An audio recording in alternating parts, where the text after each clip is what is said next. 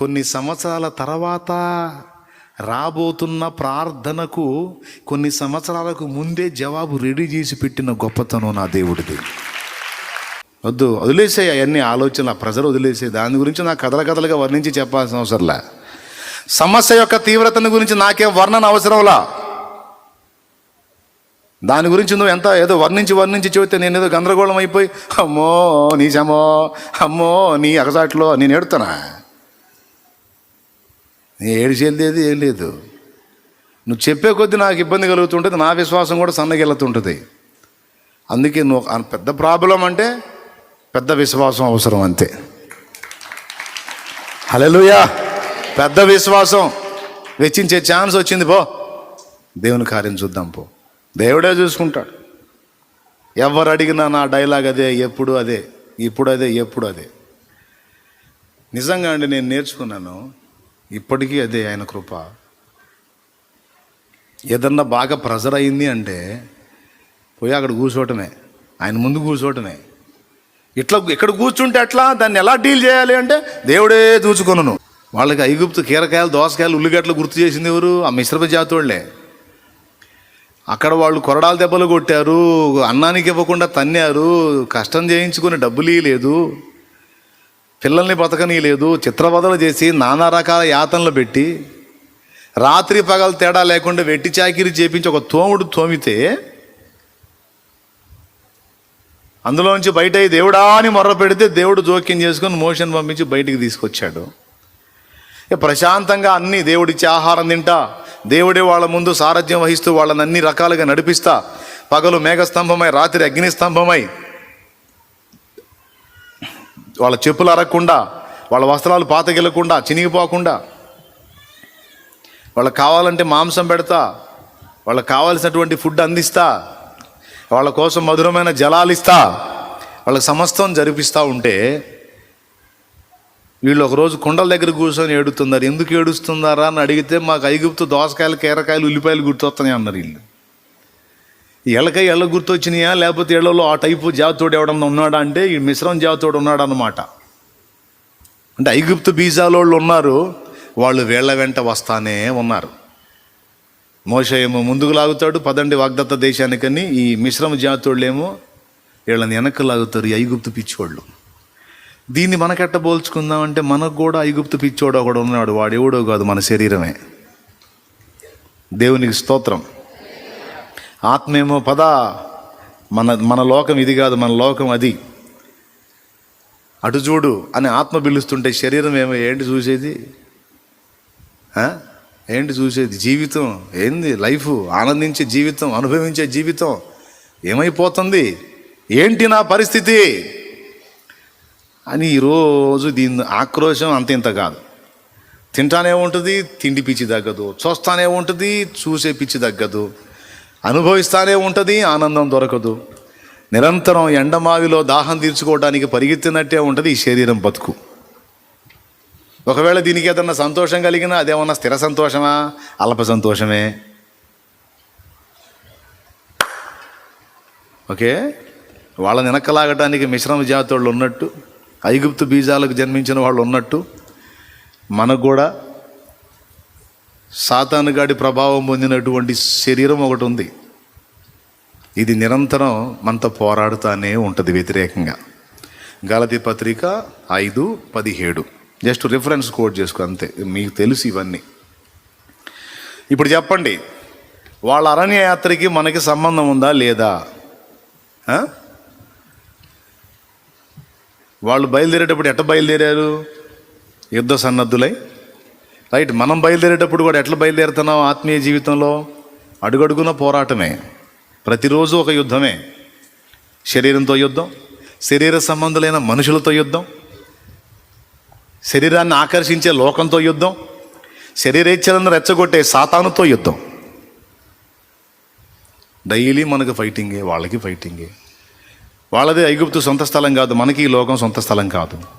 వాళ్ళు కనాను వాస్తవ్యులు, మనం కూడా పరమ కనానుకు చెందిన వాళ్ళం. వాళ్ళకి నాయకుడు దేవుడే, మనకి నాయకుడు దేవుడే. వాళ్ళు మేఘం కింద నడిచారు, మనం కూడా పరిశుద్ధాత్మ కింద నడుస్తున్నాం. వాళ్ళకి నాయకుడు మేఘమే. మేఘము కదిలినప్పుడు ఇశ్రాయేలు కదిలిరి, మేఘం ఆగినప్పుడు వారు అక్కడ తమ గుడారములు వేసి నిలిచిరి. మనల్ని కూడా ఇప్పుడు కదిలించడానికి ఎవరున్నారు మన కొరకు? యోహాను సువార్త 15వ అధ్యాయము, యోహాను సువార్త 14వ అధ్యాయము 15, 16, 17 వచనాల్లో ఆదరణకర్తను గురించి ఉంటుంది. మనతో కూడా ఉండేటువంటి వాడు, మనల్ని నడిపించేవాడు ఆయన. సర్వసత్యంలోకి మిమ్మల్ని నడిపిస్తాడని 16వ అధ్యాయంలో కూడా ఉంది. కాబట్టి వాళ్ళు మేఘం కింద ఉన్నది, మనం పరిశుద్ధాత్మ కింద ఉన్నది. ఈ రకంగా చాలా పోలికలు ఉన్నాయి. కాబట్టే యాత్రికులమైన మనకి వాళ్ళ ప్రయాణం, అందులో వాళ్ళు ఎదుర్కొన్న అనుభవాలు మనకి ముంగురుతులు, దృష్టాంతాలు అన్నాడు. కొరింథీయులకు రాసిన మొదటి పత్రిక 10వ అధ్యాయము 11వ వచనం. ఈ సంగతులు దృష్టాంతములుగా వారికి సంభవించి యుగాంతమందున్న మనకు బుద్ధి కలుగుటకై వ్రాయబడెను అన్నాడు. Praise the lord. సో ఇప్పుడు ఇన్ని రెఫరెన్స్లు కలిపి మనకేం సాక్ష్యం ఇస్తున్నాయి? భౌతికంగా వాళ్ళు పొందిన అనుభవాలు, ఆత్మీయంగా మనం పొందుతున్న అనుభవాలు, ఇవన్నీ కూడా పోల్చి చూసుకుంటే సరిగ్గా సెట్ అవుతున్నాయి అన్నమాట. వాళ్ళకి భౌతికంగా జరిగినవన్నీ మనకు ఆత్మీయంగా ఎదురవుతున్నాయి. కాబట్టే దేవుడు ఈ సంగతులను దృష్టాంతాలుగా, అంటే ఎగ్జాంపుల్స్గా, ఉదాహరణలుగా మనకు రాయించి పెట్టాడు. అందుకే పాత నిబంధన కూడా మనకు అవసరమై ఉంది. Praise the Lord. హల్లెలూయా. ఇశ్రాయేలు అరణ్య యాత్రలో కూడా మన అనుభవాలన్నీ ఉన్నాయి. 7 పండుగలు ఉన్నాయి చూసారా? ఆ 7 పండుగల్లో ఉన్న విషయాలన్నీ అందులో కూడా దొరుకుతాయి. 7 పండుగల్లో మొదటి పండుగ ఏమిటి? పస్కా పండుగ. 7 దినాల సృష్టిలో మొదటి రోజు ఏం జరిగింది? వెలుగు కలిగింది. అంతేనా? ప్రత్యక్ష గుడారంలో మొదటి ఉపకరణం ఏంటి? సువర్ణ బలిపీఠం. బలిపీఠమేనా? ఇత్తడి బలిపీఠమా, సువర్ణ బలిపీఠమా? ఏదో ఒక బలిపీఠం. స్టార్టింగ్ బలిపీఠం కనపడిద్ది. 7 పండుగల్లో పస్కా. 7 ఉపకరణాల్లో ఒకటి బలిపీఠం. 7 రోజుల సృష్టిలో మొదటిది వెలుగు. వీళ్ళ అరణ్య యాత్రలో ఎప్పుడు వీళ్ళు ఐగుప్తు నుంచి బయటపడ్డారంటే పస్కా పండుగ చేసినప్పుడు. పస్కా అంటే ఐగుప్తు మొత్తానికి తెగులు దేవుడు బయలుదేరదీసినప్పుడు ఏ ఇంటికైతే గొర్రెపిల్ల రక్తం ఉందో ఆ ఇంటిని దాటిపోయాడు. ఆ ఘట్టం జరిగిన తర్వాత ఇశ్రాయేలు ఇళ్ళ మొత్తానికి రక్తం ఉంది, ఐగుప్తుల ఇళ్ళకి రక్తం లేదు. వాళ్ళ అవిశ్వాసులు, అన్యులు. తెగులు వాళ్ళ ఇంట్లో జొరబడింది. వాళ్ళ ఇంట్లో జ్యేష్ఠ పుత్రులు అందరూ హతులయ్యారు. కానీ ఇశ్రాయేలు ఇంట ఒక్కడు కూడా చావలేదు. ఎందుకంటే గొర్రెపిల్ల రక్తం గుమ్మాలకు రాసుకున్నారు. ఇది జరిగిన తర్వాత ఐగుప్తు రాజైన ఫరో ఆ గొర్రెపిల్ల రక్తము అక్కడ చిందించబడిన తర్వాత వారికి విమోచన దొరికింది. అప్పటిదాకా ఎన్నో కార్యాలు జరిగినాయి కానీ వాడు బంపలా. ఈ దెబ్బలో నీకు దండం పెడతాను పొండర్రా అన్నాడు. గొర్రెపిల్ల రక్తము చేత విమోచన. పాయింట్ నెంబర్ 1 వాళ్ళ యాత్రలో. హల్లెలూయా, హల్లెలూయా. ఇది దేని గుర్తుగా ఉంది? ఇశ్రాయేలు గొర్రెపిల్ల రక్తమును చూపించి ఐగుప్తు నుంచి బయటకు వచ్చారు. 7 రోజుల సృష్టి, 7 పండుగలు, ప్రత్యక్ష గుడారంలో 7 ఉపకరణాలు, ఇశ్రాయేలు యాత్రలో 7 ముఖ్య ఘట్టాలు. ఈ 4 మీరు పోల్చి చూసుకుంటే పక్కాగా వరుస క్రమంలో ఒకదానికొకటి నీట్గా సెట్ అవుతాయి.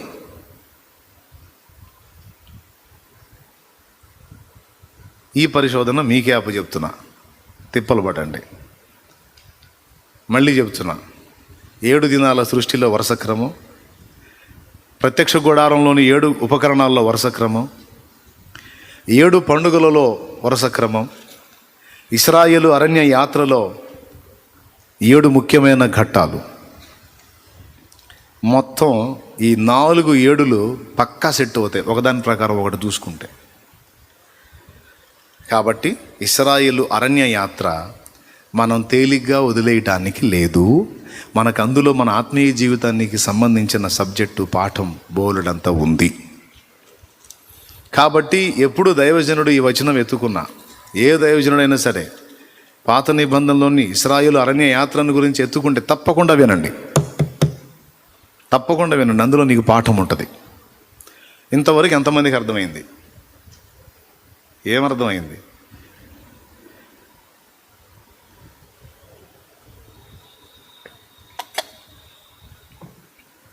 అదే నువ్వు చెప్పింది అర్థమైంది. సరే, ఇప్పుడు ఇంకెక్కువ లోతులోకి వెళ్ళను, మళ్ళీ మీరు ఇబ్బంది పడతారు. అందుకని మ్యాటర్ని కాస్త తేలిక చేయడానికి ట్రై చేస్తా, సరేనా? వాళ్ళు బయలుదేరిన తర్వాత 7 ఉపకరణాల్లో మొదటిది ఏమన్నాను? బలిపీఠం అన్నాను. అక్కడ కూడా గొర్రెపిల్ల బలి జరిగిన తర్వాతే వాళ్ళకి విమోచన దొరికిందని తెలుసు కదా మీకు. అట్లా పోల్చి చూసుకోండి. అక్కడి నుంచి నేరుగా ఎక్కడికి వచ్చారు వాళ్ళు? అక్కడి నుంచి నేరుగా ఎక్కడికి వచ్చారు? ఎర్ర సముద్రం దగ్గరికి వచ్చారు. ఓకేనా? ఎక్కడికి వచ్చారు? ఎర్ర సముద్రం దగ్గరికి వచ్చారు. అంటే అక్కడ ఏమున్నాయి? అందులోంచి వాళ్ళు వెళ్ళినప్పుడు ఎందులో ఏం అనుభవం చూపించాడు? అక్కడ బాప్తిస్మపు అనుభవాన్ని చూపిస్తుంది. Praise the lord. 7 రోజుల సృష్టిలో 2వ రోజు ఏం చేశాడు? వేరుపరిచాడు. అవునా? 7 ఉపకరణాల్లో 2వది ఏంటి? ఇత్తడి గంగాళం. గంగాళంలో ఏముంటాయి? నీళ్ళతో ఏం చేసుకుంటారు? 7 పండుగల్లో 2వది ఏంటి?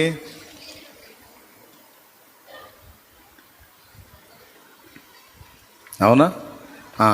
అంటే పాతదైన పులిపిండి ఏమైంది? శుద్ధీకరణ పొంది ఇక పొంగంది రొట్టె రెడీ అయిందన్నమాట. చూడండి, లింక్ అయింది. దేవునికి స్తోత్రం.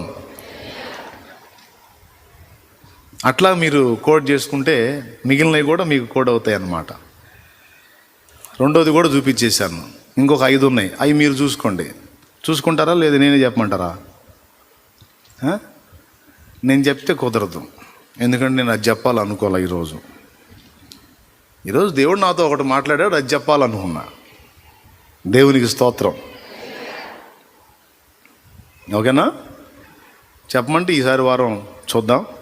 లేదు మేము చూస్తాం, 3 కంపేర్ చేసి చూపించాను కదా, ఇది ఒక్కటే చూడండి, ట్రై చేయండి. ఏమైంది? ఒక నోట్స్ పెట్టుకోండి, 4 గ్రాఫ్స్ కొట్టుకోండి, రాయండి వరుసగా. 7 పండుగలు రాయండి, 7 దినాల సృష్టి రాయండి, 7 ఉపకరణాలు రాయండి. ఇశ్రాయేలు యాత్రలో 7 ముఖ్య ఘట్టాలు రాసేసేయండి, వచ్చేస్తుంది. Praise the Lord. హల్లెలూయా. సరే, ఇక వీళ్ళు యాత్ర బయలుదేరి వచ్చారు. ఎక్కడికి వచ్చి ఆగారంటే మారా అనే ప్రాంతానికి వచ్చారు. అప్పటిదాకా నీళ్లు దాహార్తితో అల్లాడిపోయారు, నీళ్లు లేక. ఇప్పుడు నీళ్ళ దగ్గరికి వచ్చారు. నీళ్ళ దగ్గరికి వచ్చారు కానీ అక్కడ ఉన్న నీళ్లు తాగటానికి పనికిరావు. చాలా నీళ్లు ఉన్నాయి కానీ తాగటానికి పనికిరావు, చేదైన నీళ్లు. అసలు చేదైన నీళ్ళు ఎట్టుంటాయో ఇంతవరకు నేను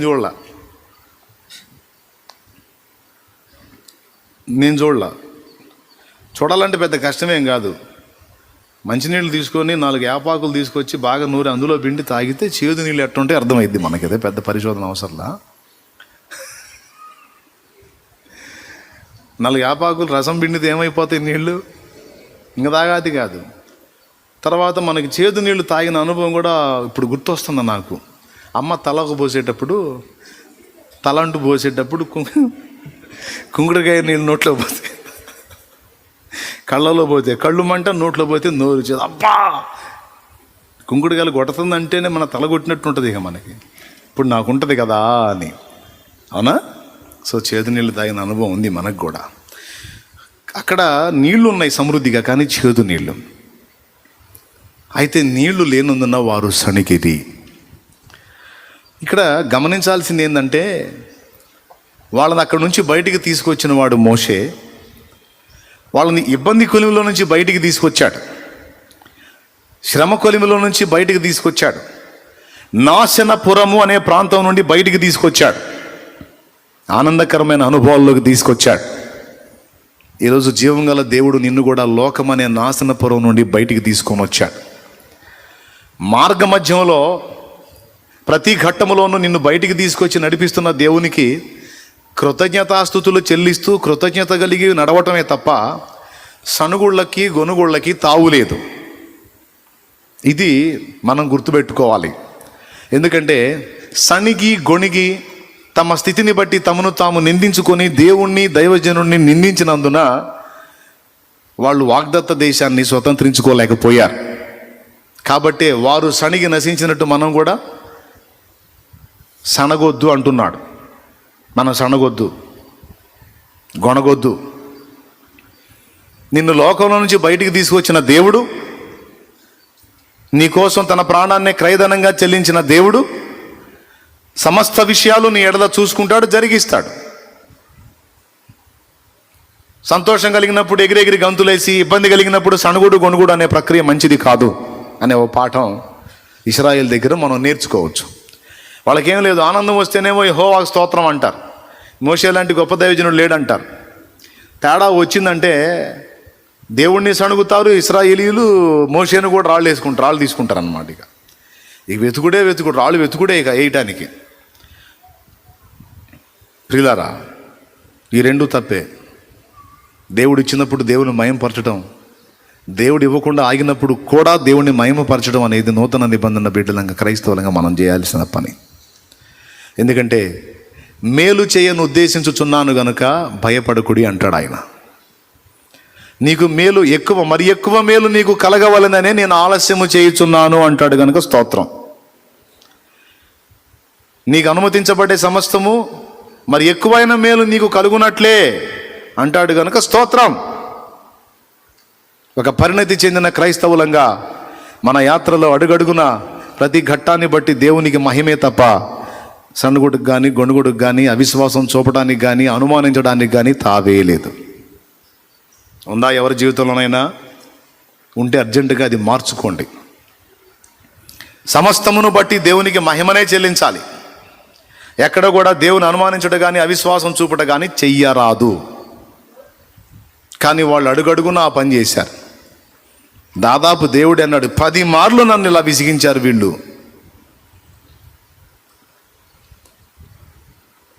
పది మార్లు నన్ను ఇబ్బంది పెట్టారు, ఇక నేను ఊరుకోను, వీళ్ళకి ఇస్తానన్న వాగ్దత్త దేశంలోకి వీళ్ళని చేరనివ్వను అన్నాడు. కాబట్టి మనం ఆ పని చేయదు. అవిశ్వాసముగా దేవుని విషయమే మాట్లాడకూడదు. ఎక్కడన్నాడు ఈ మాట కూడా? వాళ్ళు కనాను దేశాన్ని వేగు చూడటానికి 12 గోత్రాల నుంచి 12 మంది పోయి యెఫున్నె కుమారుడైన కాలేబు, నూను కుమారుడైన యెహోషువ ఇద్దరేమో మంచి సమాచారం చెప్తే 10 మంది చెడ్డ సమాచారం చెప్పారు. అక్కడ దేవుని కంటే శత్రువుల్ని గొప్ప చేసి ఘనపరిచి మాట్లాడారు. దేవుని కంటే సమస్యని శత్రువుని గొప్ప చేశారు.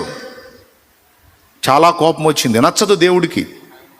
దేవుని కంటే సమస్యను గొప్ప చేస్తే, శ్రమను గొప్ప చేస్తే, శత్రువుని గొప్ప చేస్తే, దేవుని కంటే కూడా శత్రువుని గురించి ఎక్కువ ఆలోచిస్తే దేవునికి మహా చిరాకు. ఆయన పిల్లలంగా కాస్త కోస్త ఆయన ఎరిగిన వారంగా ఎన్నడూ కూడా సమస్యని మనం గొప్ప చేసి చూడకూడదు. 100 సమస్యల కంటే కూడా దేవుడే గొప్పవాడు. దేవుని కంటే కూడా సమస్యను ఎక్కువగా ఆలోచించేవారు, సైతానికి ఎక్కువగా భయపడేవారు, దయ్యాలకు ఎక్కువగా భయపడేవారు, వాటి గురించి ఎక్కువ కలవరపోయేవాళ్ళు తమకు తెలియకుండానే దేవుణ్ణి అవమానపరుస్తున్నారు. తమకు తెలియకుండానే దేవుణ్ణి అవమానపరుస్తున్నారు. అది ఏ విధమైన సమస్య అయినా కావచ్చు, ఆత్మీయ సమస్య కావచ్చు, భౌతిక సమస్య కావచ్చు. నేను ఊరికే పడిపోతున్నాను, నిలవలేకపోతున్నాను, అయ్యో నిజంగా నాకేందో ఇట్లా అయిపోతుందని ఊరికే పడుతున్నానని ఆ పడిపోయే దాని గురించి ఎక్కువగా ఆలోచించావనుకో, దేవుని కోపం. నేను పడిపోతున్నాను, దేవా నీ శక్తి నాకు తోడైతే నిలవగలుగుతాను, దయచేసి నన్ను నిలవబెట్టవయా అని నువ్వు నాకెళ్ళి చూడమని నేను చెబుతుంటే ఊరికి పడుతున్నాను, లెగుతున్నా, పడతలేదు, సోది అంటాడు. కానీ అర్థమైంది నేను చెప్పింది? ఏ సమస్య అయినా సరే, ఏ సమస్య అయినా సరే, నువ్వు దాన్ని గొప్ప చేసి మాట్లాడటం దేవునికి ససేమిరా ఇష్టం ఉండదు. నువ్వు దాని వైపు చూడటం కానీ, దాని గురించి ఎక్కువగా నువ్వు బుర్ర వేడెక్కేటట్టు ఆలోచించటం కానీ, దాని గురించి గందరగోళంగా భయపడటం కానీ, కలవరపడటం కానీ, ఎక్కువగా మాట్లాడటం కానీ దేవునికి నచ్చదు. అది అవిశ్వాసులు చేసే పని అంటాడు. బ్రదర్స్, వినపడుతుందా? ఎంతమందికి క్లియర్గా వినపడుతుంది? కానీ మనకేమో ఆగదాయే సమస్య. మరి ఇది దానికి ఎట్లా మరి సొల్యూషన్ ఏంటి? లేకపోతే ఇబ్బంది అయిపోతుంది కదా అని అనుకుంటాం మనం. అయినా సరే నువ్వు అటు చూడకూడదు అంటాడు. నువ్వు విశ్వాసివా అవిశ్వాసివా? నా యందు విశ్వాసం ఉంచావా లేదా? అవును ప్రభా విశ్వాసం ఉంచాను. ఇంకొదిలేసేయి. ప్రభా నీవు ఇక్కడ ఉన్నట్లయితే, కబురు పెట్టగానే వచ్చినట్లయితే నా సహోదరుడు చావకపోవును. మన మార్తమ్మ డైలాగ్. దానికి ప్రభు ఇచ్చిన మాట ఏమిటి? పునరుద్ధానమును జీవమును నేనే, నా యందు విశ్వాసం ఉంచువాడు చనిపోయినను బ్రతుకును. అంతటితో ఆగిందా? ఆయన ఆ మాట అన్నప్పుడు నిజమే ప్రభువా అని ఆగిందా? అంత్యదినములు లేచునని నేను ఎరుగుదును అంది. ఎప్పుడు? పునరుద్ధానమందు లేచునని నేను ఎరుగుదును అంది. పునరుద్ధానమును జీవమును నేనే, నా యందు విశ్వాసం ఉంచువాడు ఎన్నడూ చనిపోడు. బ్రతికి నా యందు విశ్వాసం ఉంచువాడు చనిపోయినను తిరిగి బ్రతుకును. ఇంతగా అతను ఎక్కడ పెట్టారు? ఆ డెడ్ బాడీని ఎక్కడ పెట్టారు చెప్పండి అన్నాడు. అంత గుంపు సమూహం అంతా వెంటబడి వస్తూ ఉన్నారు. ఇంతలోకి మరియమ్మ ఎదురొచ్చి, ప్రభువా ఆమె కూడా కాళ్ళు పట్టుకొని ఏడిచింది. ఏమి ఏడిస్తే ఆమె ఏడిచింది. మళ్ళీ మరియమ్మ ఏడుతుంటే మళ్ళీ మార్తమ్మ ఏడిచింది. వీళ్ళ ఏడుపు చూసి ప్రభు కూడా కన్నీళ్లు పెట్టినాడు. పాపం వాళ్ళు ఆయన్ని స్పెషల్గా ప్రేమించారు. ఈ మార్తా మరియలు ప్రభు కూడా వాళ్ళని అంతే ప్రేమించాడు. మనం ఎంత ప్రేమ చూపుతామో ఆయన ఎడలో, ఆయన కూడా మన ఎడలో అంతే ప్రేమ కలుగుద్ది. అవునా? ఇంకా ఒక రకంగా చెప్పాలంటే ఇంకా ఎక్కువ ఆయనకే ఎక్కువ మన మీద. మార్తా మరియలు లాజరు ప్రభుని ఎంతో ప్రేమించారు. అందుకే బేతనీ వచ్చినప్పుడు ఖచ్చితంగా వాళ్ళ ఇంటికి వెళ్తాడు ఆయన. వాళ్ళు ఏడుస్తుంటే ప్రభు కూడా ఏడ్చాడు. సరే తర్వాత తీసుకెళ్తే ఆ సమాధి చూపించారు. దానికి అడ్డుగా ఉన్న రాయి తీయమన్నాడు ఆయన. వెంటనే మార్తమ్మ వచ్చి అంటుంది, ప్రభువా 4 రోజులు అయిపోయింది, 4 దినములు అయిపోయింది, 3వ రోజుకే శవం వాసన వస్తుంది, 4వ రోజుకి భరించలేము. నా తమ్ముడిని చూసి అందరూ ముక్కు మీద వస్త్రం పెట్టుకుంటే నేను చూసి తట్టుకోలేను, దుర్గంధం వస్తుంది, దుర్వాసన వస్తుంది, వద్దు. అడ్డొచ్చేసింది. అప్పుడు అన్నాడు, నీవు నమ్మిన ఎడల దేవుని మహిమ చూతువని నీతో చెప్పలేదా? నువ్వు నమ్మితే నా మహిమను చూస్తావు, దేవుని మహిమ చూస్తావని నమ్మకం ఉంచమని నేను చెప్పలేదా?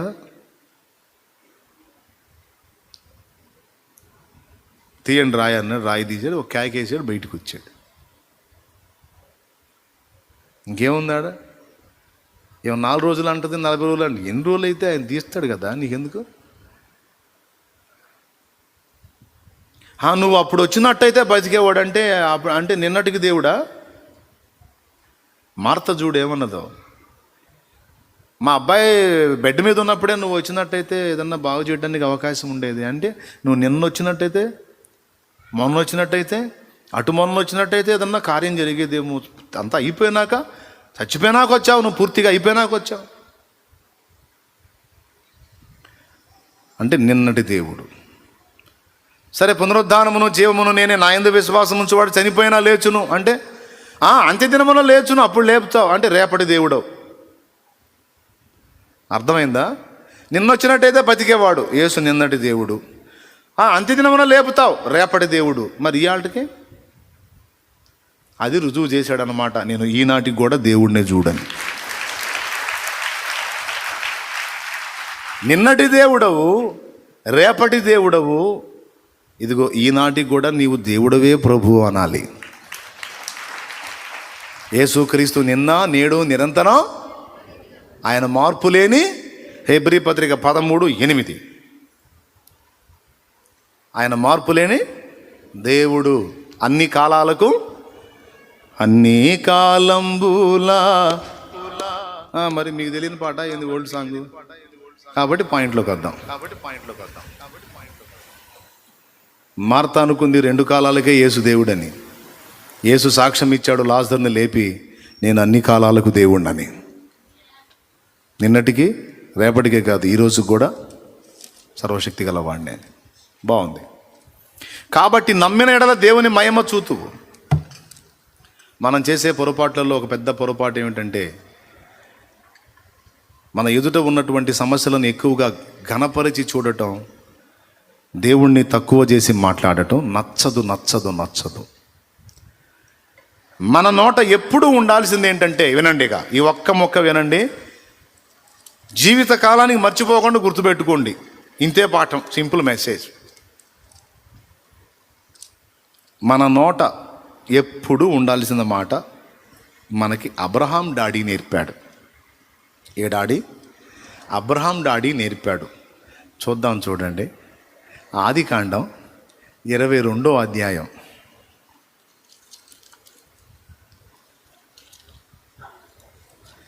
ఏ మాట మన నోట ఉంటే దేవుడు సంతోషిస్తాడో ఆ మాట మనకి అబ్రహాం డాడీ నేర్పుతున్నాడు. చూడండి, ఆదికాండము 22వ అధ్యాయము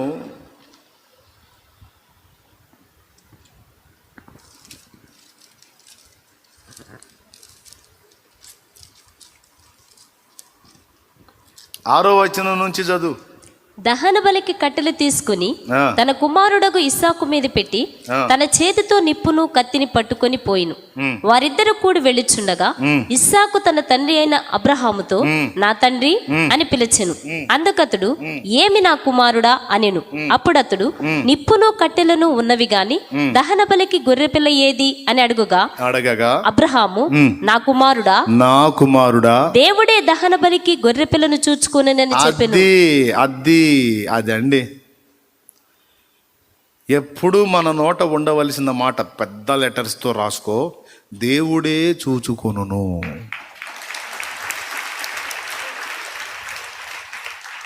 నువ్వు విశ్వాసివైతే, నిజంగా దేవుని మీద ఆనుకున్న వాడవైతే, దేవుని మీద ఆనుకున్న దానవైతే, ఎప్పుడు నీ నోట, నీ హృదయంలో, నీ తలంపుల్లో నిండారులుగా ఉండాల్సిన మాట ఇదే.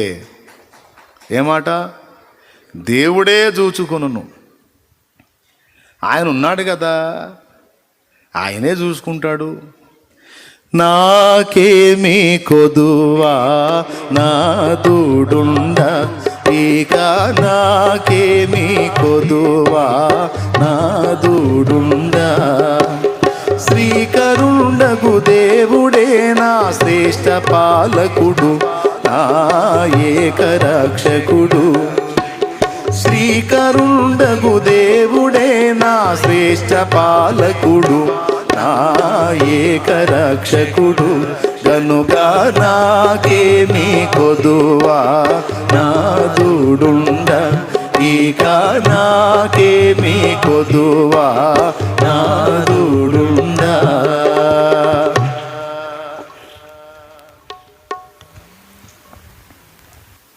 సంఘం ఒక 300 మంది సంఘం ఏర్పడ్డ తర్వాత చిన్నగా సెల్ ఫోన్ లైన్లోకి వచ్చినప్పుడు అందరికీ కీప్యాడ్ ఫోన్లు ఉంటాయి, అవి వచ్చినాయి. ఇక చిన్నగా ఫ్లోటింగ్ పెరుగుతోంది, ప్రజలు వస్తూ ఉన్నారు. ఇక 300 మంది సంఘం ఎంత శాంతినగర్లో. నేను నేర్చుకున్న అలవాటు మీకు అందరికీ ఉపయోగపడుద్ది, గుర్తుపెట్టుకోండి. మీ లైఫ్ మొత్తానికి ఉపయోగపడుద్ది. నేను విశ్వాస జీవిత యాత్ర మొదలుపెట్టిన ఆ రోజు నుంచి నేను తీసుకున్న తీర్మానం ఏంటంటే, ప్రతి విషయమునకు దేవుని మీద ఆధారపడాలి. ఆ దేవుడు పని కట్టుకొని నేర్పాడు నాకు. విశ్వాస జీవితంలో కొంత నేర్పాడు, సేవకత్వంలోకి వచ్చినాక ఒకే ఒక అనుభవంతో నేర్పాడు. 200 కోసం 6గురిని అడిగా, 200 రూపాయల కోసం 6గురిని అడిగా, దొరకలా నాకు. 200. చివరికి కన్నీళ్లతో ఆకాశం వైపు చూసి, ఏంది నాయనా నా బతుకు ఇంత దరిద్రంగా మారిపోయింది, మళ్ళా నీ సేవకుడిని నేను 1000 రూపాయలు ఈ చేతిలో రొటేషన్ చేశాను కదా, ఏంది 200 లేదు ఏంది నా దగ్గర, పోనీ లేదు ఎవడన్నా అప్పడిగితే 200 ఎంత భాగ్యం ఎవడని ఇస్తాడులే అనుకుంటే 6 స్థలములలో కూడా నాకు వట్టి చేయ కనపడింది. ఏంటి నాయన అంటే, నువ్వు అంతకు ముందులాగా నువ్వు అడిగేదానికి లేదు బేటా అని చెప్పాడు. మరి ఏం చేయాలంటే, నా వైపు చూడు, నన్ను అడుగు అన్న. నువ్వు మనుషుల దయగోరి నువ్వు దయచూపు, నువ్వు జాలిపడు, నువ్వు దయచూపు అని అడిగే సెక్షన్ రద్దు అయిపోయింది బేటా. ఇక మోకాళ్ళు ఆఖరికి మరీ దారుణం ఏంటంటే, ఓ చర్చికి పోయి, ప్రభా ఈ దైవజనుడిని పంపవా, నేను 200 అతన్ని అడుగుతాను అని ప్రార్థన చేస్తున్న దేవుడిని ఏమన్నా తెలుసా, నువ్వీమని కాదు, సేవకుడిని పంపు, నేను అడుక్కుంటా అని. ఏం బుద్ధిరా నీ బుద్ధి? నా దగ్గరికి వచ్చి కూడా ఒక మనిషిని నా కోసం పంపమని, ఒక మనిషిని నేను దయ వేడుకుంటాను అంటున్నావు, నీకు పిచ్చా? నా దగ్గరకు వచ్చి కూడా ఒక మనిషిని పంపు, నేను అతన్ని సాయం అడుగుతాను అంటున్నావు, బుద్ధి లేదా నీకు? అదేదో ఆ మనిషిని పంపే వాడిని నీకు 200 ఇలేనా? నువ్వు డైరెక్ట్గా అడుగురా నన్ను 200 ఇమని. ఒరే నీ పిచ్చి, నువ్వేందిరా నువ్వు అనే పాఠాన్ని నేర్పాడు. విషయం ఏంటంటే, ఎవరు రాలా, ఎవరు ఈలే. చివరికి ఏడుచుకుంటూ ఇంటికి వచ్చా, ఏంది ఇంత దరిద్రం అయిపోయింది నా బతుకని. ఆత్మీయ పిల్లతనం ఒక్కటే. ఆ రోజే తీర్మానం, ఇదే ఫస్ట్ ఇదే లాస్ట్. అది నా పర్సనల్ అవసరత అన్నమాట. మా అక్కయ్య జ్ఞాపకార్థ కూటం పెట్టుకోవడానికి నా ఫ్రెండ్ ఒకడు 400 ఉంటే 40 మందికి నేను వెజిటబుల్ పలావ్ చేస్తాను అన్నాడు. ప్లేట్ 10 రూపాయలు కాడికి వేసుకున్నా 400 కావాలరా నా ఫ్రెండు. అప్పుడు 40 మంది కూడా లేరు, సంఘం 30 మంది. ఓ 10 మంది అదనంగా వచ్చింది, ఇబ్బంది లేకుండా ఉంటుందని. ఆ రోజు కూటానికి కూడా అవకాశం లేక ఇంక లేదులే అనుకొని కూర్చుంటే, వాడు అదే రోజు సాయంత్రం 3ంటికి వచ్చాడు, 7ంటికి కూటం. ఎరా ఎన్ని సంవత్సరాలు అయిందిరా నువ్వు కనపడి, ఎట్లున్నావు, ఏం చేస్తున్నావు, ఏందని పలకరించుకున్నాం. అయిపోయిన తర్వాత వాడిని అడిగాను, ఏం చేస్తున్నావురా నువ్వు అంటే, నేను వంట మాస్టర్ని రా అన్నాడు. నువ్వేం చేస్తున్నావు అంటే, నువ్వు మాస్టర్ అయ్యావా, నేను పాస్టర్ని లేరా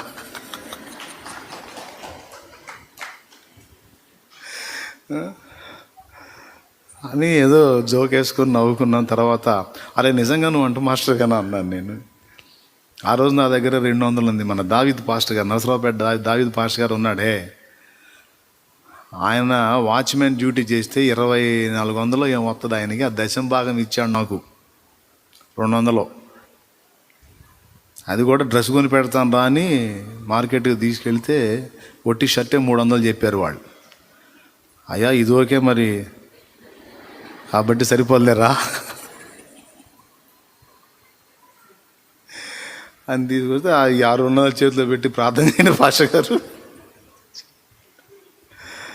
ఈ 200 ఉంది. నేనేం ఫిక్స్ అయ్యానంటే, ఇంక ఫుడ్ పెట్టలేములే, బిస్కెట్లో లడ్లో ఏదో తెప్పించి ఈ 200కి వచ్చిన వాళ్ళకి పెట్టేద్దాం అని. కానీ ఆశేమో అంత అన్నం పెట్టి పంపించాలని. ఈలోపు వీడు దొరికాడు నాకు వంట మాస్టరు. అరే నిజంగా వంట మాస్టర్ అన్నాడు. నిజంగా నేను వంట చేస్తున్నాను అంట, నాకు అన్ని ఐటమ్స్ వచ్చు అన్నాడు. నీ వంట పనితనానికి నా పరీక్ష అన్నాను నేను. ఏమన్నాడు, నా దగ్గర 200 ఉంది, 40 మందికి ఈ 200తో బిర్యానీ వండాలిరా నువ్వు అన్న. పిత్రపై చూశాడు నాకు వెళ్ళి, 200 40 మంది ఎట్లారా? కనీసం ప్లేటుకు 10 రూపాయల కాడికి వేసుకున్నా కూడా 40 మందికి 40 పదులు 400 అవుతుంది. సరే 200 ఉందన్నావు కదా, ఆ 200లతో ఇంకొక 200 చూసుకో. ఈ 200లతో నేను మార్కెట్కి వెళ్ళి అందులో కలపాల్సినటువంటి ఐటమ్ తీసుకొస్తాను. రైస్కి 200 చూసుకోరా, నేను 400లతో నేను నీకు నిజంగానే 40 మందికి సరిపడా బిర్యానీ వండి పెడతాను, నా పనితనం టెస్ట్ చేస్తాను అన్నాగా, చూపిస్తాను నేను అన్నాడు. జాక్పాట్ తగిలినట్టుంది. అవునా, అయిద్దా, అయిపోయింది, ప్లేట్ 10 రూపాయల కాడికి వచ్చేస్తుంది అన్నాడు. చేసేస్తాను నేను అన్నాడు. సరే ముందు అర్జెంటుగా వాడికి 200 ఇచ్చా. వాడు అవి తీసుకున్నాడు. దేనికి? అల్లం, చిన్న ఉల్లిపాయలు, అందులో మసాలా దినుసులు వస్తాయి కదా, అవన్నీ తేటానికి వాడిపోయాడు. ఇప్పుడు 200. ఇప్పుడు ఆ 200 రైస్ కోసం అన్నమాట. ఆ 200 కోసం పోయాయి. ఇక ఎవరు ఇట్లా, ఇక నా పనుంది చూడు. నాయన ఇప్పుడు లోకంలో సాగుతుంది, ఇంటి కూటికి బంతి కూటికి 2కి చెడ్డాను అన్నట్టు ఆ 100-200 వాడిని ఉల్లిపాయలు అల్లం తెమ్మని పంపించాను. ఇప్పుడు సాయంత్రం కూటానికి వచ్చినప్పుడు ఉల్లిపాయలు ఆడ చేతిలో పెడతాం. దేవునికి స్తోత్రం కలుగును గాక. హల్లెలూయా. చిన్న అది కూడా పెద్ద ఉల్లిపాయ కూడా కాదు, చిన్న పెద్ద ఉల్లిపాయలు అనేది కాస్త కొరుక్కొని తింటే వాళ్ళే వాక్యం వింటారు అనుకోవచ్చు. చిన్న ఉల్లిపాయలు ఏం చేసుకోవాలి? పిచ్చ కామెడీ అయిపోయింది నాకు. అప్పుడు ఏడుపు వచ్చింది. ఆ రోడ్డు మీద నిలబడి, ఏంది ప్రభా ఇట్లా అయిపోయింది నా బ్రతుకంటే, ఇంతమందిని అడిగావు, నన్ను అడిగావంటాను నువ్వు. ఆఖరికి మందిరానికి వచ్చి కూడా పాస్టర్ని పంపించు, అతను అడుగుతాను అన్నావు. ఎవడరా నువ్వు? మోకాళ్ళు నన్ను అడగాలి నువ్వు అన్నాడు. అయితే ఇదే ఫస్ట్, ఇదే లాస్ట్, ఇక నా పర్సనల్ అక్కర్లకి ఎవరిని కూడా నేను అడగను అని ఫిక్స్ అయిపోయా. నా వ్యక్తిగత అవసరతలకి ఎవరిని నేను అడగను, పూర్తిగా నీ మీదే ఆధారపడతాను. సంఘ అవసరతలు మాత్రం అవి సంఘానికి చెందినవి కాబట్టి సంఘానికి చెప్పాలి. అర్థమైందా? సంఘానికి ఇంటిమేషన్ ఇవ్వాలి, ఆ విషయం మాత్రం సమాచారం ఇవ్వాలి. కానీ నా వ్యక్తిగత అక్కర్లకి నేను ఎవరిని అడగను అని ఫిక్స్ అయిపోయాను. దేవుడు నమ్మదగిన వాడు. నేను అక్కడ బాధపడి ఇంటికి వచ్చేసరికి 300 చేత పట్టుకుని ఒక తమ్ముడు నిలబడి ఉన్నాడు. ఇంకెవరిని అడగను దేవా, నిజం నిజం నిజం. 300 చేత పట్టుకుని నిలబడ్డా. అన్న ఏందన్న అడిగిల్లా ఇంతసేపు? పాపం వాడు చూడు, వాడి విశ్వాసం చూడు, వాడు పొయ్యి మీద డేషా పెట్టి వాడి పని వాడు చేస్తున్నాడు. బియ్యం లేవన్న సంగతి తెలియదు వాడికి.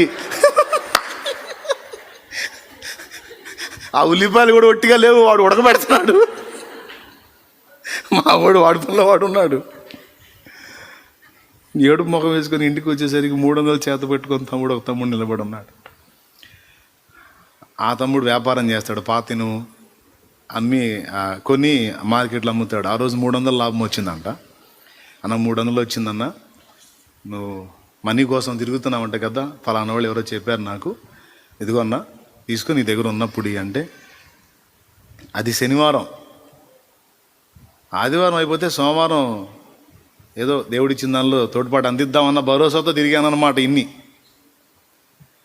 సరే కదా, నేను 200 కదా అడిగింది, 300 ఇచ్చాడు ఏందని డౌట్ వచ్చింది నాకు.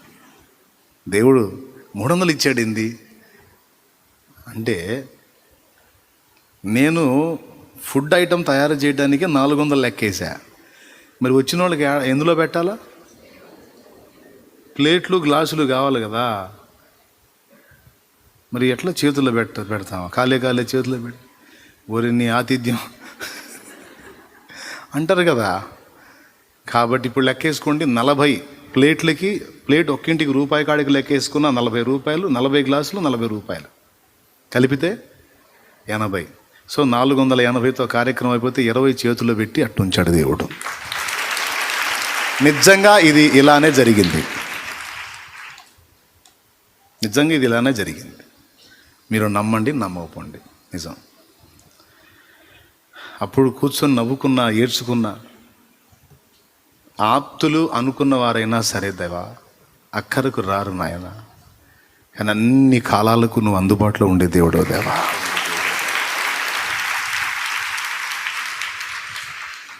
ఫుడ్ రెడీ అయితే చాలు అని అనుకున్నాను. కానీ ఒకేసారి 40 మంది అన్నానికి కూర్చుంటే వాళ్ళ ముందు పెట్టడానికి నా దగ్గర ప్లేట్లు లేవన్న సంగతి నేను ఆలోచించలా.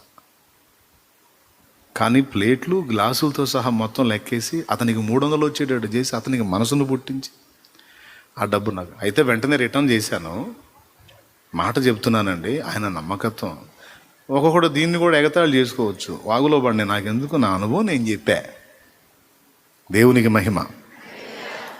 అప్పటి నుంచి నేర్చుకున్నా. ఇక ఆయనే చూచుకొనును, ఆయనే చూసుకుంటాడు అనే డైలాగ్ అప్పుడు అలవాటు చేసుకున్నాను నేను. ఇక ఈరోజు మీకు చెప్పే అతి భయంకరమైన వర్తమానం అదే, ఆయనే చూసుకొనును అనుకుంటా పో ఇంటికి, అంతే. దేవునికి మహిమ. ఏం చేయును? అప్పుడు 300 మంది సంఘం ఏర్పడుతున్నప్పుడు ఏదన్నా రాని ఆడికే కీప్యాడ్ ఫోన్లు వస్తున్నాయి. అప్పుడే అక్కడ నుంచి కదా మనం ఇటు వచ్చాం. ఇప్పుడు ఆ పాయింట్ దగ్గరికి వద్దాం. అందరూ ఇక ఫోన్లు చేస్తున్నారు. అని ఏడున్నా అబ్బాయికి బాగా ఆసుపత్రిలో ఉన్నాడు, అర్జెంటుగా రా అంటున్నారు. సత్తా బతుకుతా పోవాల్సి వస్తుంది. సరే ఫోన్ ఎత్తి మాట్లాడుతున్నాను అనుకో, 4 ముక్కలతో వదిలిపెట్టట్లా. 2 సిమ్ములు దగ్గర పెట్టుకొని ఏమంటారు అది, డబ్బులు వేసే కార్డు ఏమంటారు అని, రీఛార్జ్ కార్డ్స్ 2 దగ్గర పెట్టుకొని ఈ చెవులో వేడొస్తే ఈ చెవులో, ఈ చెవులో వేడొస్తే ఈ చెవులో, మార్చి 2 చెవుల్లోంచి హీట్ వచ్చిందాకా 2 సిమ్ములు 2 రీఛార్జ్ కార్డ్స్ అయిపోయిందాకా మాట్లాడుతూనే ఉన్నా. నేనే తట్టుకునేది? నిజం చెవుల్లో ఆవిరొస్తుంది. అందులో ఒకళ్ళ 300 మంది అయిపోయారు. ఇక అన్ని వైపుల నుంచి ఇక మోగుతుంది. అయ్యమ్మో ఏదో మెంటలు వచ్చేటట్టుంది నాకు. ఫోన్ వస్తా ఉన్నాయి. సలహాలు ఇచ్చేవాళ్ళు ఏం చేస్తున్నారు, పరిచర్య ఊపందుకుంది, అసలు ఇప్పుడు నువ్వు అసలు బాగా వాడబడుతున్నావు, ఫోన్కి అందుబాటులో ఉండాలని చెప్పారు. ఇక ఒక రోజు కూర్చొని ప్రార్థన చేసుకొని ఈ ఫోన్ తీసేస్తున్నానని ఆ రోజు ఆదివారం చెప్పా. మీరు ఎవరు చేసినా నేను ఎత్తను, మర్యాదగా రండి, లేకపోతే ఎక్కడోళ్ళు అక్కడ మోకాళ్ళుని ప్రార్థన చేయండి. పౌలు కాలంలో ఫోన్ ఉందా అయింది? పౌలు ఏమన్నా ఫోన్ చేస్తే పరిగెత్తాడేంది? నేను రాను, నేను మాట్లాడను అని ప్రకటిస్తే కూటం అయిపోయినాక కొంతమంది క్లాసు నాకు అట్లా ప్రజలను అంత డైరెక్ట్గా ముఖం మీద కాదు, నేను అందను, నేను దొరకను, నీకు కావాలంటే రా, అంత ఇదిగా అసలు అబ్బే రైట్ కాదు అది. పాపం ప్రజలు కోరుకొని వాళ్ళు అంటే నా బాధ వీళ్ళకేం తెలుసు, నా క్లాసులు ఇచ్చేవాళ్ళకి. మరి అంత దురుసుగా ఉండకూడదు, అంత హార్డ్గా ఉండకూడదు, సాఫ్ట్గా ఉండాలి, కాస్త అందాలి ప్రజలకు కూడా. ఎట్లా అందకపోతే ఎట్లా అని కాసేపు క్లాసు పీగితే వాళ్ళ మధ్య నుంచి ఇంకప్పుడు లేచి వెళతా అప్పుడు పలికిన మాట, ఆయనే చూచుకొనును, ఆయనే చూసుకుంటాడు, దేవుడే చూసుకుంటాడు. తండ్రి గొర్రెపిల్ల ఎక్కడా? కుమారుడా, నా కుమారుడా, గొర్రెపిల్లను దేవుడే చూచుకొనును, ఆయనే చూసుకుంటాడు. కొంతమంది పెద్దవాళ్ళు సలహా కూడా ఇచ్చారు, బాబు బాగా గుర్తింపబడుతున్నావు, వాడబడుతున్నావు, కాస్త ప్రజలకి ఫోన్ సౌకర్యంలో అందుబాటులో ఉండు అని అంటే డైరెక్ట్గా చెప్పాను, నేను ఉండను అని. వాళ్ళు నా మంచికి చెప్పినట్టుగా చెప్పారు, నేను డైరెక్ట్గా చెప్పేశాను. ఫోన్కి ప్రజలకి అందుబాటులో ఉంటే దేవునికి అందుబాటులో ఉండలేను. నేను ప్రజలకు అందుబాటులో ఉండి దేవునికి దూరం అయితే నా దగ్గర నుంచి వాళ్ళకి ఏం వచ్చింది? దేవుని శక్తి రాదు, సరైన సలహా రాదు. కాబట్టి ప్రజలకు నా వల్ల ఏదన్నా మేలు కలగాలంటే ముందు నేను దేవునికి దగ్గరగా ఉండాలి, దేవునికి అందుబాటులో ఉండాలి. కాబట్టి నేను దేవునికే దగ్గరలో ఉండాలని డిసైడ్ అయిపోయినా. ఇష్టమైన వాళ్ళు వస్తారు, కష్టమైన వాళ్ళు సర్దుకుంటారు. వాళ్ళు హలో పాస్టర్ కిదర్ హాయ్ అంటే ఇదర్ హాయ్ అనుకుంటా పరిగెత్తే వాళ్ళు ఉంటే వాళ్ళ దగ్గరికి పోతారు, వాళ్ళ తిప్పలు వాళ్ళు పడతారు. నేను మాత్రం కుమారుడా ఎక్కడున్నామంటే ఇదిగో తండ్రి అని దేవునికి దగ్గరలోకే పోతా. ఇక మిగిలిందంతా ఆయనే చూచుకొనును అని మొదలుపెట్టా. ఆ 300 కాస్త 30,000 అయినట్టు దేవుడు చేశాడు ఆయన.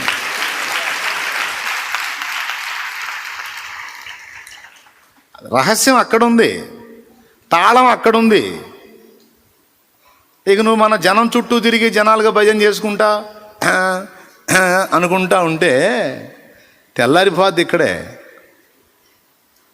కాదు, దేవునికి అందుబాటులోకి వెళ్ళిపోవాలి, దేవునికి దగ్గరలోకి వెళ్ళిపోవాలి. ఆయన ఆయన ఆయన పాద సన్నిధిని పెనుగులాడాలి. జనములను అడుక్కో, జనాలు నీ దగ్గరకు వస్తారు అని చెప్పాడా? నన్ను అడుగుము, జనములను నీకు స్వాస్థ్యముగాను భూమిని దిగంతముల వరకు నీకు సొత్తుగాను ఇస్తానన్నది దేవుడు. ఇప్పుడు అది వదిలిపెట్టి ఇటు పడ్డాం. ఐసా కైసా హోతా భయ్యా, తోడా భీ నహీ హోతా. కుమారుడా, దేవుడే గొర్రెపిల్లను చూచుకొనును. అయిపోయిందా? ఈయనేమన్నా చూశాడా? దేవుడే చూసుకుంటాడులే అని చెప్పాడు. ఎవరు చూసుకున్నాడా లేదా? ఇతడు ఆయన మీద ఉంచిన భరోసా సిగ్గుపరిచాడా, నిజంగా చూసి పెట్టుకున్నాడా? నాకు అర్థం కాదు. పర్వతం మీదకి గొర్రెల కాపరి గొర్రెలు తోలుకొని పోయాడు అనుకోండి. ఈ గొర్రెలు మేపే వాళ్ళకి చాలా లెక్క కరెక్ట్గా ఉంటుంది. పొరపాటున చిన్నది ఏదన్నా తప్పిపోతే పోతుండొచ్చు, కానీ కొమ్ములు వచ్చినంత పొట్టేలు కానీ తప్పిపోతే పొర్రపాటున కూడా మంద ముందుకు కదలదో. అవునా? పొదలో కొమ్ములు తగులుకున్న పొట్టేలు ఉంది పైన. కాపరి ఎలా వదిలేసి వెళ్ళాడు? కొమ్ములు తగులుకున్న పొట్టేలు కేక వేయక మానిద్దా? కేక వేస్తే ఆ పొదలో కొమ్ములు తగులుకున్నటువంటి పొట్టేలను విడిపించకుండా అతను తీసుకెళ్తాడా? ఒట్టికి వెళ్ళిపోతాడా మందం తోలుకొని? అవసరమైతే పొదను చీల్చైనా సరే ఆ పొట్టేళ్ళు తను సేవ్ చేసుకుని వెళ్ళిపోతాడు. ఎందుకు వదిలిపెట్టి వెళ్ళిపోతాడు? ఆయన నాకు అర్థం కాదు. పొట్టేలు గడ్డి ఎక్కడ మేసిద్ది? పచ్చిక బయళ్ళ మీద మేసిద్ది. పొదలోకి ఎందుకు పోయింది? పొదలో కొమ్ములు ఎందుకు తగిలిచ్చింది? డౌట్ రావాలి కదా. పొట్టేళ్ళ గురించి కొంచెం అధ్యయనం చేస్తే ఎందుకు పోయి ఉంటుంది? గొర్రెల మేత మేట మీరు చూశారు కదా. ఇంకా మన మేకలన్న అయితే జాతి వేరు. 7 పొలిమేరలు తిరిగి మేసిన మేకకి వెలగపడినంత వెలుతూ ఉంటుంది, అంటే తింటానే ఉంటుంది అది. కానీ పొట్టేలు గొర్రె జాతి అట్లా కాదు, నిలబడ్డ దగ్గర మేసిద్ది. పై మేత మేయదు అది. పొట్టేలు గొర్రె జాతి పై మేత మేయదు, కింద మేతే. ఏ గాడికి నేలను అతుక్కొని ఉన్న మేతనే మేసుకుంటూ ఉంటుంది అది. మేక అట్ట కాదు, కింద అది ఉంటుంది, చూస్తూ ఉంటుంది పై మేత. మనుషులకు కూడా భలే పోల్చవచ్చు. ఈ పై మేత వాళ్ళకి అందరికీ పోల్చవచ్చు మేకల్ని. గొర్రె అట్ట కాదు, నిలబడ్డ దగ్గర మేసిద్ది, నిలకడగా మేసిద్ది, క్రింది మేత మేసిద్ది అది. ఇది పొదలోకి ఎందుకు పోయింది? మొదటి డౌటు. పోయింది అనుకో, కొమ్ములు పొదలో ఎలా ఇరికిచ్చింది? సరే ఇరికిచ్చింది అనుకో, కేక పెట్టకుండా ఎందుకు ఉంది? దేవునికి స్తోత్రం కలుగును గాక. హల్లెలూయా. ఎవరో జోక్యం చేసుకున్నారు కదూ, ఎవరి కోసమో జోక్యం చేసుకున్నారు కదూ, ఎప్పుడో ముందే జోక్యం చేసుకున్నారు కదూ, ఎవరో ముందే రెడీ చేసి పెట్టారు కదూ. ఎవరో అది అబ్రహాం తోలుకొని పోలా. అక్కడ ఆ పర్వతం మీద గొర్రెలు మేపుతారా లేదన్న సంగతి కూడా అబ్రహాంకు తెలియదు. కొడుకు అడిగాడు అమాయకంగా. కత్తి ఉంది, తాడుంది, కట్టెలు ఉన్నాయి, అగ్ని ఉంది, అన్నీ ఉన్నాయి, మరి గొర్రె పొట్టేలేది, గొర్రె పిల్లేది అంటే, కుమారుడా గొర్రె పిల్లను దేవుడే చూచుకొనును. ఈడ పలికితే నా దాసుడైన అబ్రహాము ఈ విషయమందు నా మీద ఆనుకుంటాడు గనుక నేను ముందే సిద్ధపరచాలని తన దాసుడైన అబ్రహాము అక్కడికి రాకమునిపే, అసలు ఈ ఘట్టమంతా జరగకమునిపే పొట్టేలను అక్కడ సిద్ధం చేసి పెట్టాడు దేవుడు. విషయం ఏంటో చెప్పనా? ఇస్సాకుని రెడీ చేసి బలిపీఠం కట్టి బలిపీఠం మీద ఇస్సాకును పరుండబెట్టి కత్తినెత్తిన దాకా అది సప్పుడు చేయలా. అదంతే ఉంది, కుస్తీ పడతా. చివరికి దేవుడు మాట్లాడి అబ్రహాముని దీవించి, నీవు దేవునికి భయపడు వాడవని నిన్ను గురించి నాకు అర్థమైంది, ఆ చిన్నవాని మీద చెయ్యి వేయవద్దు, వాడిని దించు అని. ఆ చిన్నవాణ్ణి దించిన తర్వాత మరి బలిపీఠం ఒట్టిగా దహించబడుతుంది అన్న ప్రశ్న అబ్రహాం వేసినప్పుడు నువ్వేమి ఇబ్బంది పడాల్సిన అవసరం లేదు. ఇస్సాకుకు ప్రతిగా ఇదిగో ముందే నీవన్న మాట ప్రకారమే దేవుడే గొర్రెపిల్లను చూచుకొను అన్నావుగా, నీ మాట చొప్పున, నీ నమ్మిక చొప్పుననే ఇదిగో నేను సిద్ధపరిచిన పొట్టేలు అక్కడ ఉంది, కనులెత్తి చూడమన్నాడు. అబ్రహాము కనులెత్తి చూచినప్పుడు పొదలో కొమ్ములు తగులుకొని ఉన్న పొట్టేలు అతనికి కనపడింది. దాన్ని తెచ్చి ఇవ్వమన్నాడు. ఇస్సాకుకు ప్రతిగా ముందే సిద్ధపరచబడిన పొట్టేలు ఎలాగున్నదో, నువ్వు నేను పుట్టక మునిపే మనకు మన పాపములకు ప్రతిగా ముందే సిద్ధపరచబడ్డది దేవుని గొర్రెపిల్ల, మన ప్రభు అయిన యేసుక్రీస్తు. హల్లెలూయా. ఎప్పుడు డిసైడ్ చేయబడ్డది? ఎప్పుడు సిద్ధపరచబడింది? ఆదిలోనే, అనాదిలోనే. కాబట్టి ఇప్పుడు మీకు ఏమర్థమైంది? ఎవరు దేవుని మీద ఆనుకుంటారో, ఎవరి మీద దేవుని మీద ఆధారపడతారో, ఎవరు దేవుని వైపు చూస్తారో వాళ్ళకి కావలసిన సమస్తము ముందే సిద్ధపరచుకొని కూర్చుంటాడు ఆ పెద్ద ఆయన. ఇదండి నేను చెప్పేది. విశ్వాస పాత్రులు ఎవరున్నారో, విశ్వాసము గలవారు ఎవరున్నారో, విశ్వాస సంబంధులు ఎవరున్నారో ఖచ్చితంగా వారు దేవుని వైపే చూస్తారు ప్రతిదానికి. కనుక వారికి కావలసిన సమస్తము ముందే సిద్ధం చేసుకొని కూర్చుంటాడు ఆయన అన్నది 100% వాస్తవం. అబ్రహాం ప్రయాణం అంతా అంతే. 4 రాజులను ఎదుర్కోవటానికి 318 మందిని తీసుకొని బయలుదేరాడు. నాబోటుడు ఉండి అక్కడ అడిగితే 4 రాజులు అంటే కనీసం ఒక్కొక్కటి దగ్గర 5,000 సైన్యం వేసుకున్నా 4 దగ్గర 4-5 పచ్చడి కింద కొడతారు. ఏంది అబ్రహాం నీ పని? కాదు, ఆ 20,000 మంది పరిగెత్తుకుంటా ఈ పక్క నుంచి ఆ పక్కకి మీ వాళ్ళ మీదకి పోతే మొత్తం కింద నలిగిపోతారే.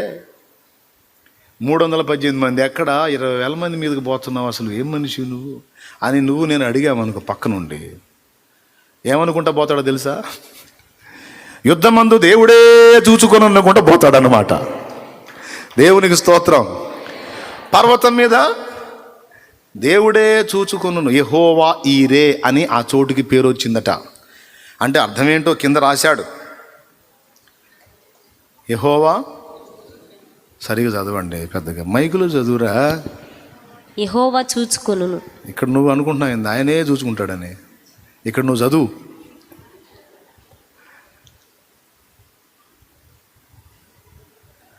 బాధ్యతలు నెరవేర్చే విషయంలో మళ్ళీ మీరు బాధ్యత నెరవేర్చకుండా ఆయనే చూచుకున్నాను సర్దుకునేరు.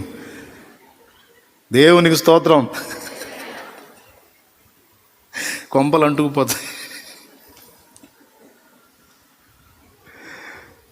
ఒకవేళ నువ్వు ఆ పని చేసినా ఇబ్బంది లేదు, నిజంగా నువ్వు అనుకున్నట్టు ఆయనే చూసుకుంటాడు, ఇబ్బంది లేదు.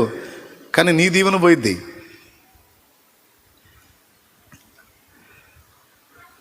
నంబర్ 1, ప్రతి ఘట్టంలో అబ్రాహామును మీరు అబ్జర్వ్ చేయండి. ఈ మాట అదే మాట నడుస్తుంది అంతే.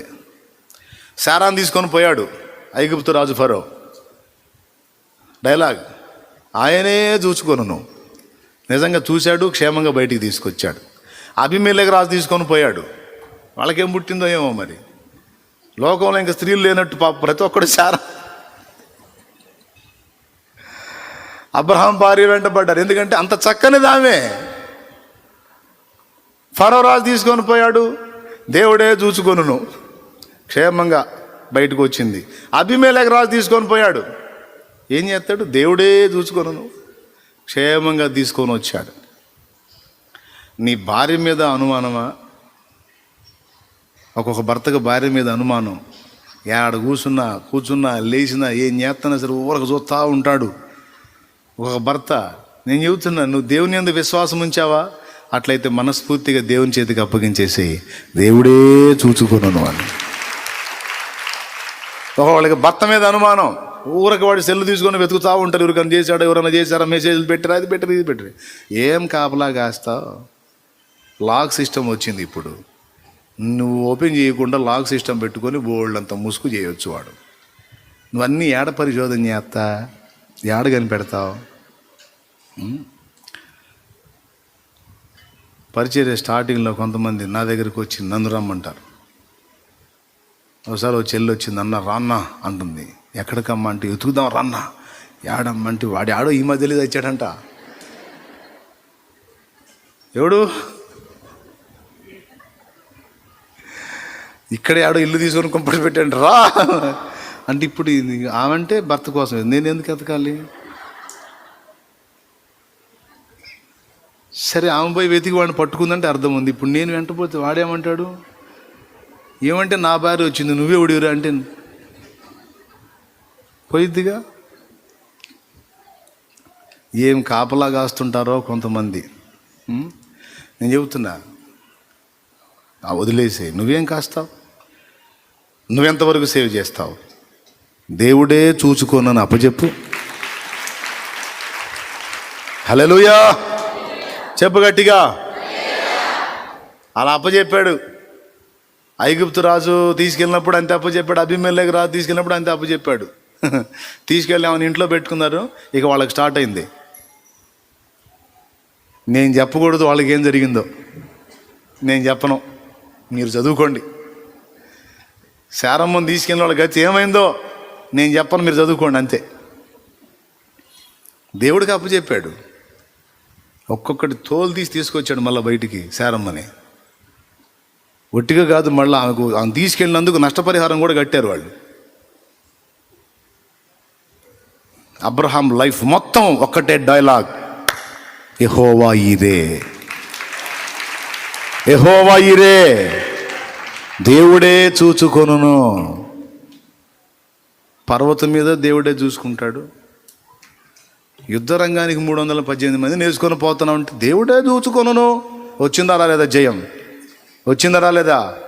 20,000 మందిని 318 మంది కొట్టారంటే ఊహించండి. అసలు ఇంకా పెంచుంటారో తక్కువ ఉంటారో తెలియదు. అసలు ఎట్లా సాధ్యం? మళ్ళా డే టైం కాదు, నైట్ టైం కొట్టారు మళ్ళా. కొట్టి వాళ్ళు దోచుకుపోతున్న సమస్తం తీసుకొచ్చి అడబడేశారు. శూర కార్యాలకు పూనుకున్నారు దేవుని మీద విశ్వాసం ఉంచి. ఏమిటి ధైర్యం అంటే ఆయనే చూచుకున్నాను. ఇస్సాకు లైన్లోకి వచ్చాడు, పెళ్లి చేయాలా. పెద్ద దాసుడని ఎలియాజర్ని పిలిచాడు. దా అన్నాడు. చెప్పు వెళ్ళిన వాడంటే, కనాను కుమార్తెలలో ఎవరిని కూడా నా కొడుకు పెళ్లి చేయకూడదు, నువ్వు వెళ్ళి నా స్వజనుల యొద్దకు వెళ్ళి నా కుమారుడైన ఇస్సాకుకు భార్యను తీసుకొని రా అన్నాడు. ఏ ఊరు వెళ్ళాలి, వాళ్ళ పూర్వపరాలు ఏంటి, ఎక్సెట్రా ఏం అడగల. నా సొంత ప్రాంతానికి వెళ్ళు అన్నాడు. ఆ ప్రాంతం ఏదో కొంత అవగాహన ఉంది, కానీ ఇల్లు ఏంటి, ఎవరి పేరు ఏంటి, వాట్ ఏం చెప్పాలా. నువ్వు వెళ్ళు, నా దేవుడే నీ కార్యమును సఫలపరుస్తాడు. అసలు ఏందండి ఇది? నువ్వు వెళ్ళవయా, దేవుడు చూసుకుంటాడు అంటాడు. ఏంది ఇది?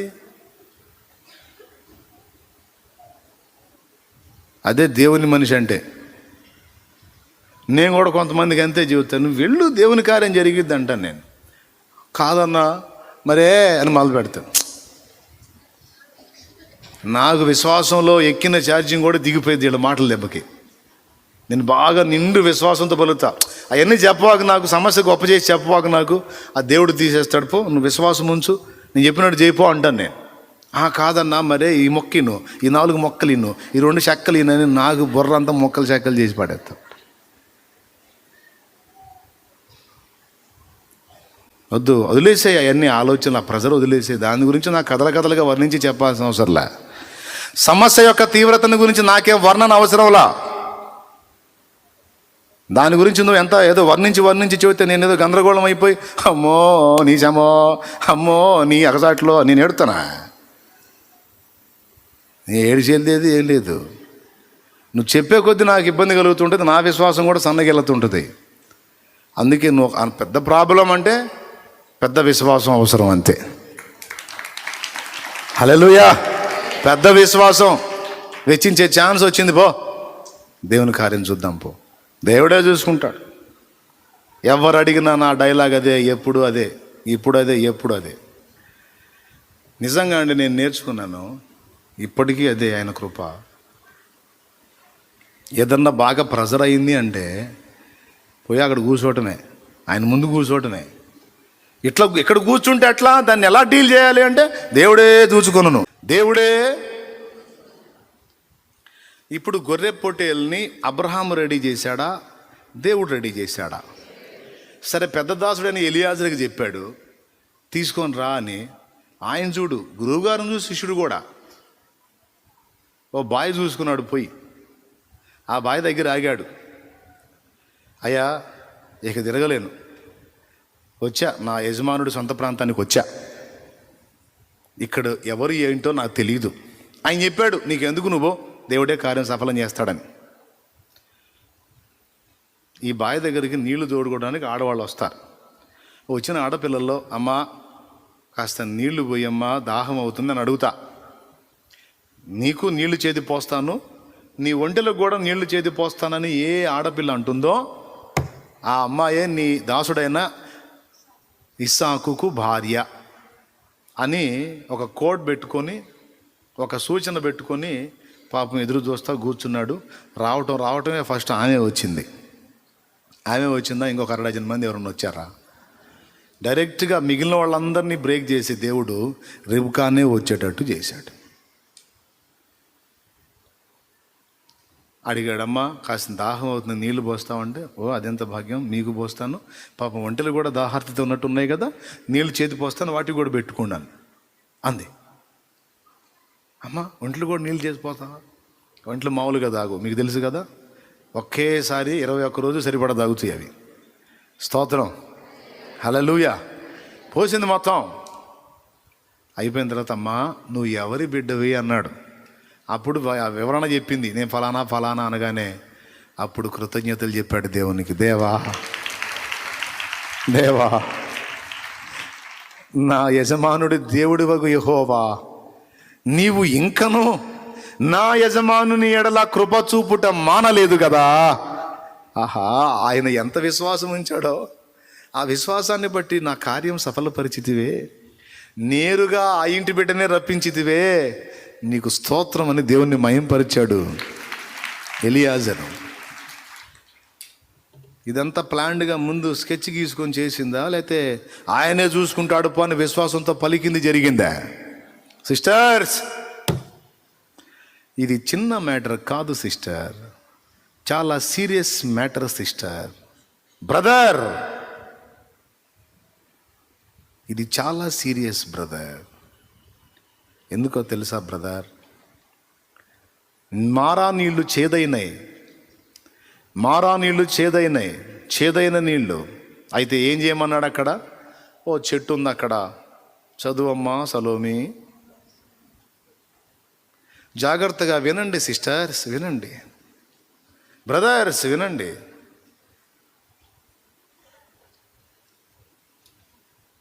కనబడలేదా సిస్టర్? మారా నీళ్లు చేదైనవి గనుక వారు ఆ నీళ్లు త్రాగలేకపోయిరి. అందువలన దానికి మారా అను పేరు కలిగెను. ప్రజలు మేమేమి త్రాగుదమని మోషే మీద సణుగు కొనగా అతడు యెహోవాకు మొర్రపెట్టెను. అంతటి యెహోవా ఏం చేశాడు? దేవా, లేచారు, సణుగుడికి లేచారు నాయన. ఈ గుంపు మామూలు గుంపు కాదు, నాకు తెలుసుగా. మొదలు పెట్టారా ఆ సణుగుడు. నేనేం చేసేది దేవా? యెహోవాకు మొర్ర పెట్టాడట. అప్పుడు దేవుడు ఏమన్నాడు చూడండి. అంతటి యెహోవా దేవుడు అతనికి ఒక చెట్టును చూపెను. ఒక చెట్టును చూపెను. అది ఆ నీళ్లలో వేసిన తరువాత నీళ్లు మధురములాయెను. మొక్కను చూపెనా, చెట్టును చూపెనా? పెద్దగా చెప్పండి. మొక్కనా, చెట్టునా? ఒక విత్తనం నాటితే ఫస్ట్ మొక్క మొలుస్తుంది. ఆ మొక్క చెట్టు అవ్వాలంటే కనీసం సంవత్సరాలు పట్టిద్దా, నెలల్లో చెట్టు అయిద్దా? పెద్దగా చెప్పండి, మీకు దండం పెడతాను కాస్త. మీరు సంవత్సరాలు డౌట్ లేదుగా. సుమారు ఎన్ని సంవత్సరాలు పడుతుండొచ్చు ఒక మోస్తరు చెట్టు కావాలంటే? కనీసం 2 ఏళ్ళు, కనీసం 4 ఏళ్ళు అన్నా ఒక మొదలు కాస్త ఒక చెట్టుగా. ఏంది అటు చూస్తారు? అంతే కదా, కనీసం 4-5 ఏళ్ళు పట్టిద్దా?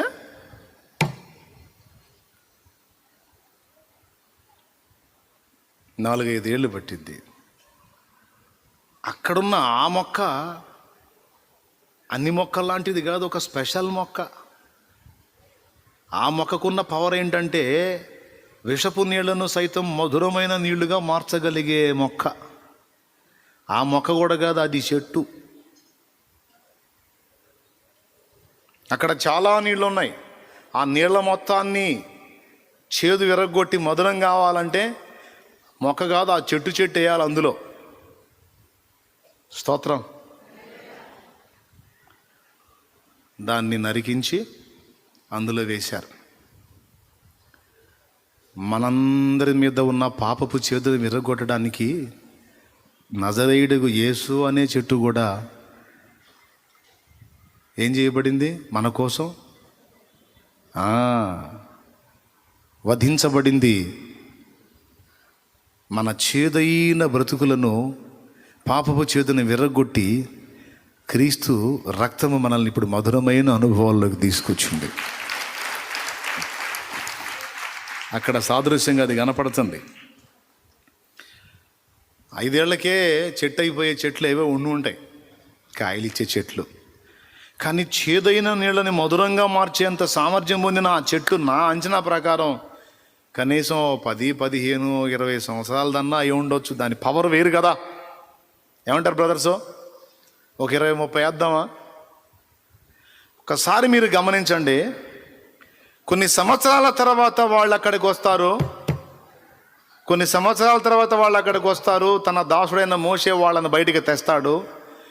అక్కడికి వచ్చినప్పుడు వాళ్ళకి నీళ్లు దప్పికవుతాయి. ఆ నీళ్లు వాళ్ళకి తాగడానికి పనికిరావు. ఆ నీళ్ల విషాన్ని విర్రగొట్టడానికి అక్కడ ఒక చెట్టు అవసరం. ఇది ఎప్పుడు సిద్ధపరచబడింది ఒక్కసారి ఊహించండి. ఎప్పుడు నాటాడు దేవుడు ఆ చెట్టు? అడవిలోకి ఎవరన్నా వచ్చి ఆ నీళ్ల దగ్గర ఆ మొక్క ఎవరన్నా నాటుంటారా? ఒక్కసారి అంచనా వేయండి. అడవిలోకి ఎవరన్నా వచ్చి ఆ మారా నీళ్ల దగ్గర ఆ మొక్కని ఎవరన్నా వచ్చి నాటుంటారా? ఎవరు నాటుంటారు? ఎవరు చేసుంటాడు? తన యందు విశ్వాసం ఉంచే భక్తిపరుడైన మోషే విజ్ఞాపనకు జవాబుగా కొన్ని సంవత్సరాల తర్వాత రాబోతున్న ప్రార్థనకు కొన్ని సంవత్సరాలకు ముందే జవాబు రెడీ చేసి పెట్టిన గొప్పతనం నా దేవుడిది. జారు చేతి నొప్పులు కొట్టి చాలా చిన్నగా కొట్టాలా?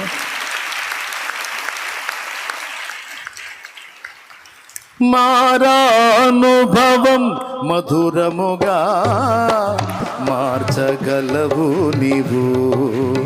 మారానుభవం మధురముగా మార్చగలవు నీవు. మహోన్నతుడా నీ కృపలో నేను నివసించుట నా జీవిత ధన్యతయున్నది. మహోన్నతుడా నీ కృపలో నేను నివసించుట. మహోన్నతుడా నీ కృపలో నేను నివసించుట. మహోన్నతుడా నీ కృపలో నేను నివసించుట నా జీవిత ధన్యతయున్నది. దేవునికి మహిమ. ఇప్పుడు పాయింట్ ఏంటంటే ముందే రెడీ చేసి పెట్టడం.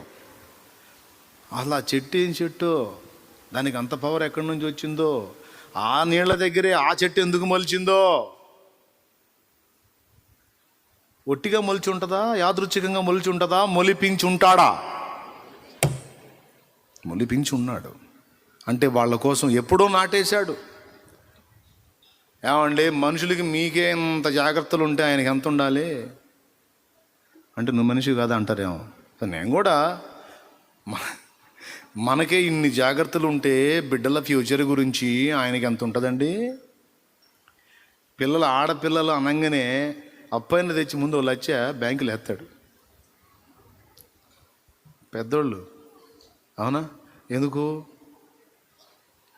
అమ్మాయి పెరిగేటప్పుడు అమ్మాయితో పాటు బ్యాంకులో అమ్మాయి పూర్తిగా లైన్లోకి వచ్చేసరికి వెతుక్కునే పని లేకుండా ఏదో అట్లా నెట్టేయచ్చు బయటికి అన్నట్టు జాగ్రత్త.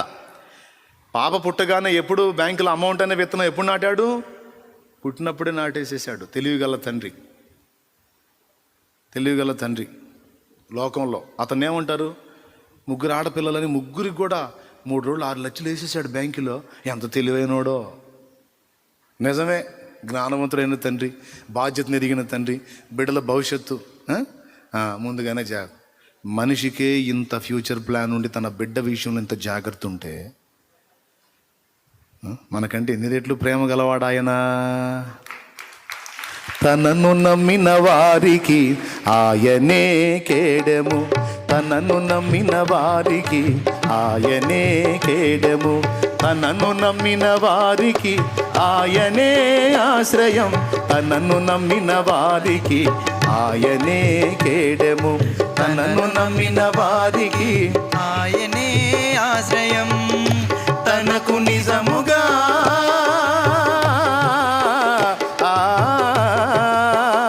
తనకు నిజముగా మొర్రపెట్టు వారికి సమీపస్థుడు ఆ సర్వోన్నతుడు, సమీపస్థుడు ఆ సర్వోన్నతుడు. ఇశ్రాయేలు దేవుడు స్తోత్రార్హుడు, ఇశ్రాయేలు దేవుడు స్తోత్రార్హుడు. విరిగిన హృదయాలకు ఆయనే ఆసన్నుడు, విరిగిన హృదయాలకు ఆయనే ఆసన్నుడు. ఇశ్రాయేలు దేవుడు స్తోత్రార్హుడు, ఇశ్రాయేలు దేవుడు స్తోత్రార్హుడు. స్తోత్రం చెప్పు, గట్టిగా ఒకసారి చెప్పు. కేర్ తీసుకోడు, బాధ్యత తీసుకోడు, అవిశ్వాసుల విషయంలో తీసుకోడు. ఎందుకంటే తీసుకొని జాగ్రత్త చేసి అందుబాటులో తెచ్చినా వాడు పొందుకోలేడు కాబట్టి. మళ్ళీ చెప్పేదా, అవిశ్వాసుల విషయంలో తీసుకోలేడు. ఎందుకంటే తీసుకొని ఇదిగోరా ఇది అందుబాటులో పెట్టా అందుకోరా అంటానికి కూడా వాడు విశ్వాసంతో దగ్గరికి రాడుగా. కానీ ఆయన యందు విశ్వాసం ఉంచే వారికి మాత్రం ముందుగానే జాగ్రత్తలు తీసుకుంటాడు. ఇది 100కు 100% ఉండదు, కానీ ఉంటే 200% నిజం. నేను చెప్పానా లేఖనం చెప్పిందా? వాక్యమే చెప్పింది. హామానుగాడు స్కెచ్కి పోతున్నాడు అన్న సంగతి ముందే తెలుసు దేవుడికి. అందుకే ఎస్తేరమ్మని సీట్ ఎక్కించాడు. దేవునికి స్తోత్రం. లేకపోతే ఆ అమ్మాయి పోయి తల్లిదండ్రులు లేని దిక్కులేని అనాథ పోయి ఎగ్దం రాణైపోవటం ఏంటి? అన్ని సంస్థానాలకే చేసేశాడు. తన ప్రజలందరినీ కూడా దెబ్బ తీయడానికి హామాను అనేవాడు పడగెత్తుతాడు, విషం కక్కుతాడని తెలుసు దేవుడికి. ఒకవేళ వాడు తోక జాడిస్తే వాడి తోక కత్తిరించి వాడి పని చేయడానికి మామూలు దాన్ని కాదు, యోధురాల్ని పెట్టాడు అక్కడ. చూడటానికి సౌమ్యురాలే, దీనురాలే, కానీ మహాజ్ఞాని, తెగువగలిగిన స్త్రీ ఎస్తేరు రాణి. దేవునికి స్తోత్రం. పాప అమ్మాయి అంతఃపురంలోకి వచ్చినప్పుడు అందరూ ఆమె వైపు చూసి ఇంత అమాయకంగా ఉందని పాపం జాలి పడ్డారంట. అందరూ ఆమె యందు దయ దయ దయ చూపారంట. చురుగ్గా ఉన్న వాళ్ళకి దయ చూపొద్దు అయిద్దా? తిక్కలతనంగా ఉంటే దయ చూపొద్దు అయిద్దా? ఎవరి మీద కనికరం వచ్చింది? దీనంగా అమాయకత్వంగా ఉంటే ఏందండి చెప్పరేందండి, అన్నీ ఏంది చెప్పరేంది అసలు? మీరు పెద్ద దీనిలో అయిపోతున్నారు, ఏంది చెప్పండి. దీనంగా ఉంటే, దయనీయంగా ఉంటే, అమాయకత్వంగా ఉంటే కనికరం దయ పుట్టిద్దా? చలాకీగా చురుగ్గా ఉంటే పుట్టిద్దా?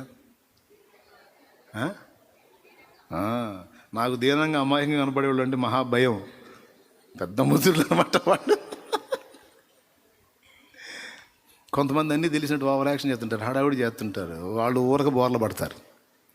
కొంతమంది ఏమీ తెలియనట్టు అమాయకంగా ఉంటారు, వాళ్ళని అసలు తక్కువ అంచనా వేయకూడదు. దేవునికి మహిమ. అది వారి జ్ఞానం. పాపం ఎస్తేరు నిజంగా ఆమె ఏదో పెద్ద హడావుడని నేను చెప్పను, దీనురాలే, నిజంగా తగ్గింపు కలిగిందే, సాత్వికురాలే, గుణవతి. రాజ్యం అంతఃపురంలోకి తీసుకెళ్తే ఆడపిల్లలందరూ వచ్చారు రాజుగారి స్వయంవరానికి. విచిత్రం ఏంటంటే రాణి స్వయంవరానికి రాజులు వస్తారు, అహస్వేరోష్ రివర్సు, ఈయన స్వయంవరం పెట్టుకున్నాడు అన్నమాట.